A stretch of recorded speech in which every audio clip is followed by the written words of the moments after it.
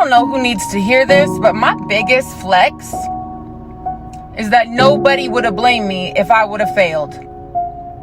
Failure was my birthright. Generations and ancestors before me, addiction, trauma, tragedy. Nobody would have blamed me. I came from a broken home, broken heart, broken bones, broken trust, broken promises. You know what they couldn't break? My spirit. My spirit is unbreakable. And every time I found myself lying in the dirt, shattered, praying for my end, my spirit would whisper, get up. You try one more time. You don't let them win. Growing up on the Fond du Lac Reservation was trauma and despair and heartbreak all on its own. When I first started school, back to school at University of Wisconsin-Superior, I did research on missing and murdered Indigenous women and violence against Indigenous women because it's something that I have faced my entire life. I did research on the importance of cultural-based healing and healing that is accessible to Native people and Native women where they are able to access their culture and their sacred medicines for healing, because it's something that I have needed on my own personal healing journey, and it's something that I could not have healed or continue to heal without being accessible to. The COVID-19 pandemic has greatly impacted violence against Indigenous women and people. The lack of culture has exacerbated mental health issues with our women and our youth.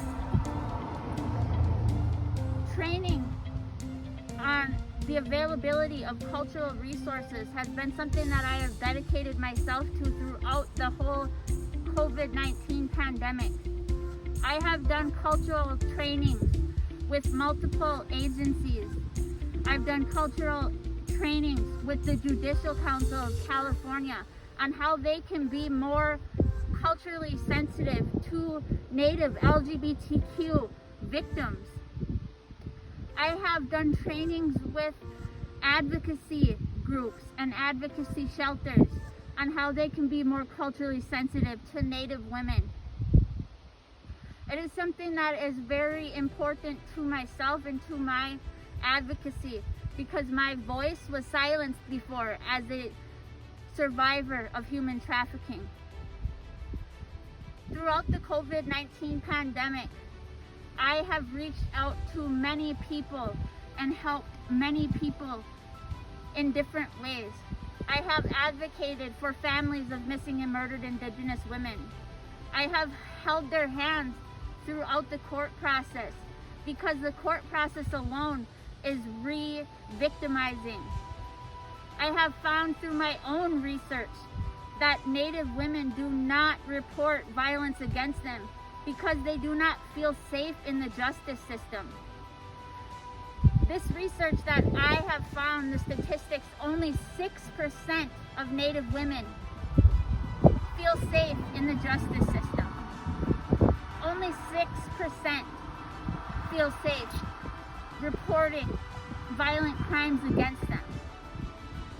As an Indigenous woman who studies legal studies, I have an obligation to fight for change, to fight for safety measures to be put into place for Indigenous people, because our people deserve justice, and our people deserve to feel safe in a system that is supposed to protect them, not re-victimize them.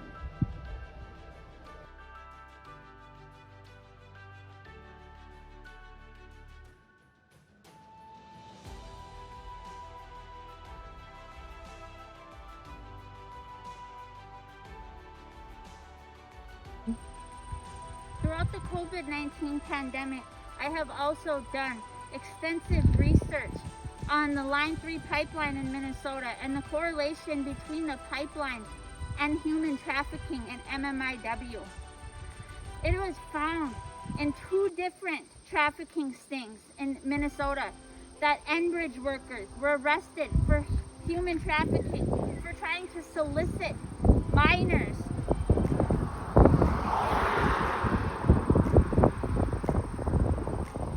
Nobody even paid attention to our cries for help. Nobody paid attention to anything that advocates and survivors had to say when it comes to the Line 3 pipeline. We went to the governor's mansion in St. Paul, Minnesota with a petition that had over 500 signatures on it, demanding that the governor care about the women and children in Minnesota. And it wasn't done.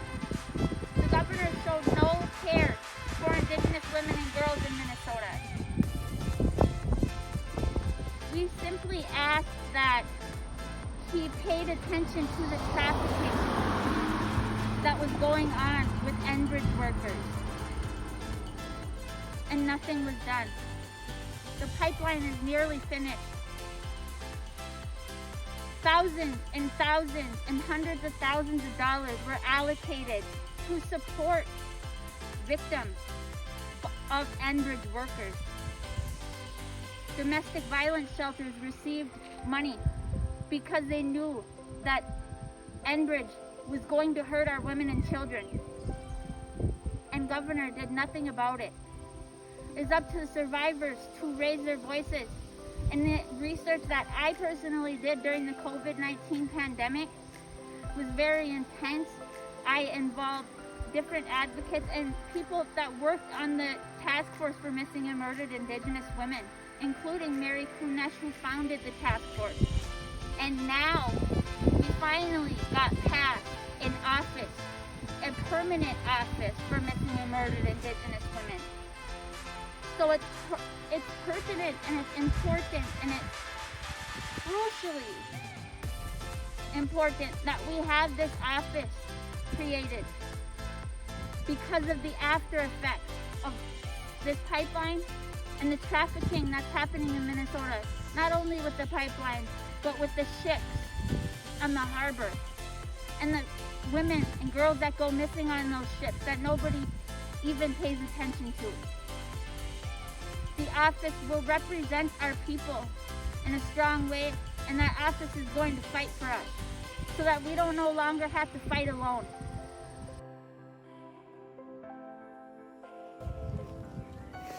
All of these things and all of these men that have been arrested is proof that our community and our children are in imminent danger because of these out-of-state workers that are infiltrating our communities. One of the men in his criminal complaint even said he's 1,000 miles away from home, and on the job site they're joking around about being on these sex websites. And so he went on these sites, and that's when he was talking with undercover police and task force members that he believed he was talking with a 16-year-old girl who he was going to meet up for sexual encounter. I have a letter that I wrote with the help of my sisters that we want to deliver to Governor Walz to call for the immediate shutdown of Line 3 because it poses an imminent and direct danger to our youth and to our women, to our men, to our boys, to our Two-Spirit people, to our entire communities.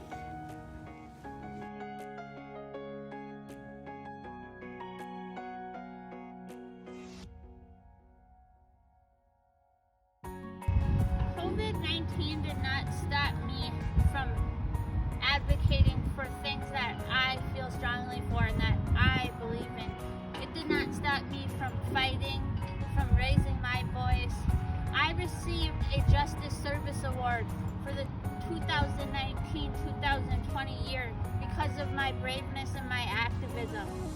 I stood here with advocates and community when George Floyd was murdered in Minneapolis, Minnesota. And we marched from here to City Hall with the police of Forte. I gave speeches on racial justice because there are parallels between Indigenous violence and violence against African American people, as well as I stood for the Black Lives Matter movement. because our oppressors are the same. And the people that abuse us and treat us wrongly in systems where we are underrepresented, in systems where we are historically abused and mistreated. Those systems are the same, and they work together against us as two different peoples in the same way. So it was important for me as an Indigenous woman to stand up for my Black brothers and sisters. Even though our struggles are different, our oppressors are the same, so I stood with them. I stood with them in solidarity, and I marched with them because it was important for me to stand in solidarity with them because of my stance and my voice, and how I have a large platform for people who listen to my voice and my advocacy. In a small town like this, I have a very large voice.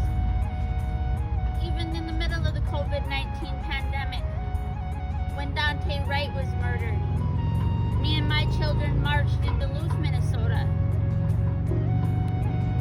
So it's not only Indigenous issues that I stand up for, it's all racial justice issues.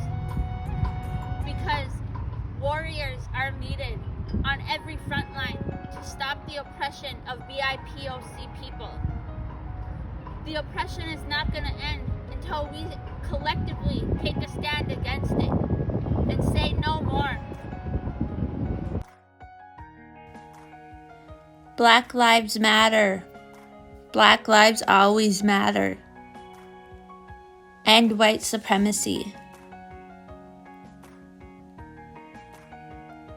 I can't breathe. Public service and educational leadership. The fellowship recognizes students committed to their community from across the nation.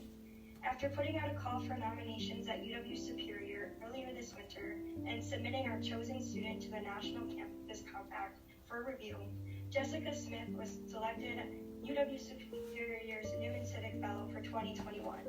She joins 212 students across the nation as a recipient of this award. Jessica, a rising senior at UWS, is an engaged, high-achieving student. She was nominated for this award by 2 academic programs, a clear indication that Jessica works collaboratively across our campus. She is committed to long-term social change and civic engagement to address violence against Indigenous people. Jessica continues to bring attention to and advocates for missing and murdered Indigenous women, girls, and Two-Spirit people. She has participated in national webinar series, spoke on a national podcast series on issues of violence and human trafficking in Indian country, and has provided peer support to missing and murdered Indigenous women, girls, and Two-Spirit movement leaders who are survivors. Jessica is obtaining her degree in legal studies and First Nation studies to continue holding the justice system accountable and to create systemic change within our nation. It is with great pleasure that we award the Newman Civic Fellowship to Jessica Smith for the 2021-2022 academic year for her commitment to addressing issues of inequality and for being a national change maker. Congratulations, Jessica. Who I want to announce. I have about 4 pages of notes on her because she was nominated by so many different people for this award. I think she got nominated by about 7 different people. It's hard to put into a brief summary why Jessica Smith is getting this award. Her work, her service, her passion, her commitment, everything that she does is just unmatched. She's inspiring not only, I think, to all of you, and I know several of you nominated her, but also to your instructors. I feel like I can speak for Nancy and myself that we all learn and benefit from having Jessica in our classes just as much as everybody else does. I would not even know where to begin on trying to downsize all of the different letters of recommendation she got for this award, but I will try to sum it up. Oh gosh, Jessica has completed several research projects over the last year and a half that speak to her continued service to the community. This past spring and summer, Jessica completed an important research project through our Trio McNair Scholars Program entitled A Survivor's View on Missing and Murdered Indigenous People, A Healing Journey of Raising Survivor and Grassroots Warrior Voices. Jessica's research highlighted how Native people are at exceptionally high risk for poverty, homelessness, and sexual violence because their needs are not being met. Jessica's research shared how the underlying issues of historical and multi-generational trauma contribute to Native women and girls being vulnerable to sex trafficking and other crimes. Jessica's research has reviewed how the loss of Indigenous culture and colonialism can contribute to high rates of violence. She has presented her research at numerous regional and national conferences, as well as with various elected officials, judicial systems, and other dignitaries, advocating for societal change that will positively impact Indigenous peoples moving forward. I'm really excited that she will also be presenting this important research at the National Conference on Undergraduate Research, which is another phenomenal accomplishment that she's done. She's an advocate in the community. She's an advocate nationally. She's actually a research assistant right now with Sovereign Bodies Institute. There's just not enough thing that I could say about her. But Jessica, this year you are this program's outstanding young advocate. So everybody, let's congratulate Jessica.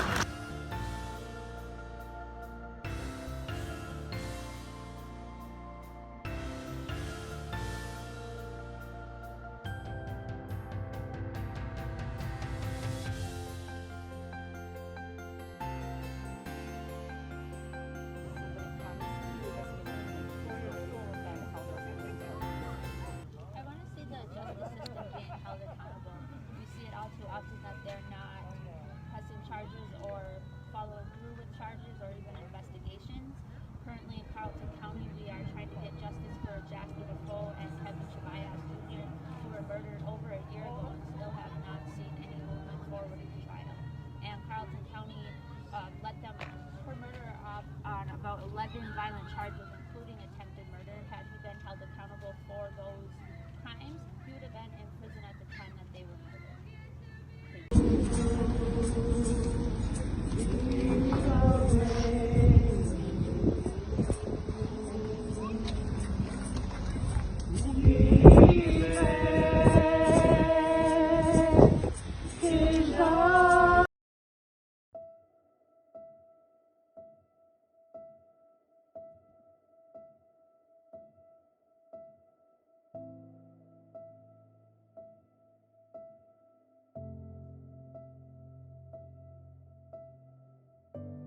My name is Jessica Smith. I am a survivor of trafficking and I am an advocate for missing and murdered Indigenous people. Today I wanted to gather everybody here today to recognize and stand in solidarity with the families that are affected by this crisis right here in Duluth, Minnesota.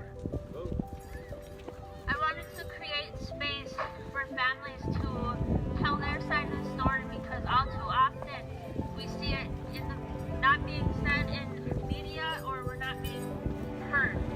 So today is day for families to be able to speak about their loved ones and their stories and have it heard from their side of the story and not from what you hear in the justice system or other systems of oppression that have been oppressing Native American people for hundreds and hundreds of years. Today we also gather to hold the justice system accountable for our missing and murdered Indigenous people right here in Carleton County, right here in St. Louis County. I'm here to speak on behalf of Jackie Defoe and Kevin Shabayas Jr. Her mother, Tammy Sumi, was not able to make it tonight. She's not feeling well, but I told her that I would speak on her behalf. I am her volunteer advocate, legal advocate. When I first met Tammy, she was a grieving mother in despair, and when I asked her if she had anybody to advocate for her, or if she had anybody that was helping her navigate through the legal system and all of the court stuff, she told me no. And I was not only saddened by that, but it made me angry. And I learned a lot in the legal system in my program, and the justice system is really a state versus offender. They really all too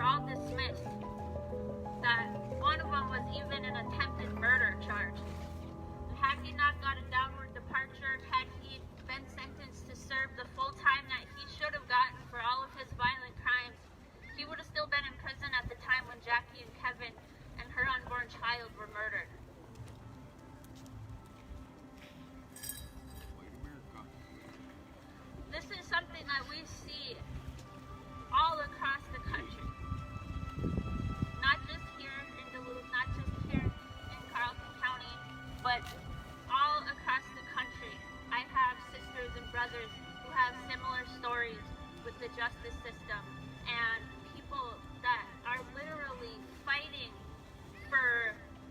to even have their cases be heard. Charges aren't being brought, and the charges that are being brought are not the charges that should be brought. We have people who are violently murdered that their murderers are only facing manslaughter charges.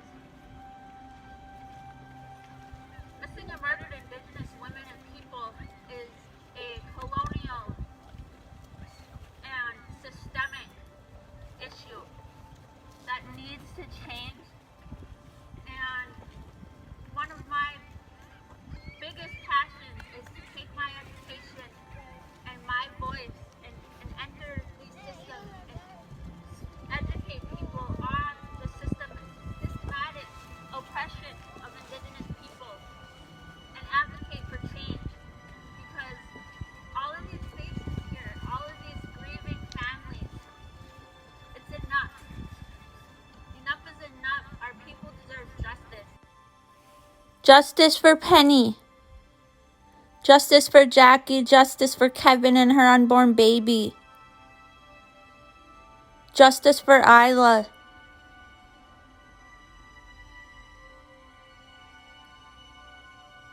Justice for survivors.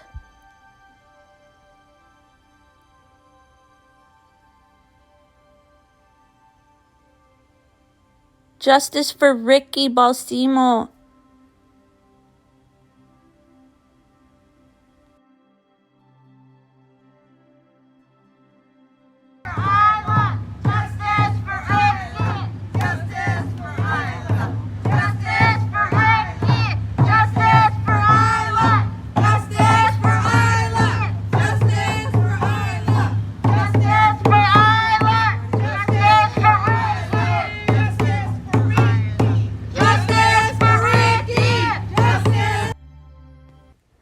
My name is Jessica Gidagaakoons Smith, and I am a warrior for my people.